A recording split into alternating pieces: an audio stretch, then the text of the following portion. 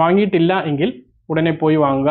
2023 വർഷം ration card ഉള്ളവരെ സംബന്ധിച്ചിടത്തോളം വളരെ മോശമായിട്ടുള്ള ഒരു അവസ്ഥയായിരുന്നു.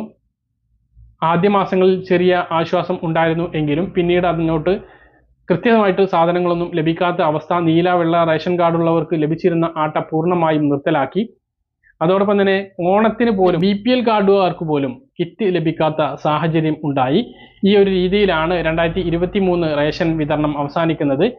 ഡിസംബർ 30-ാം തീയതി ശനിയാഴ്ചയോടുകൂടി ഈ മാസത്തെ റേഷൻ വിതരണം അവസാനിക്കും.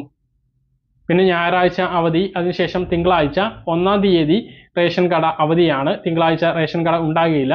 ജനുവരി 2-ാം തീയതി മന്നൻ ജയന്തി അവധിയുണ്ട്. അന്ന് റേഷൻ കട അവധി ഉണ്ടോ എന്നുള്ള കാര്യം ഇപ്പോൾ അറിയില്ല.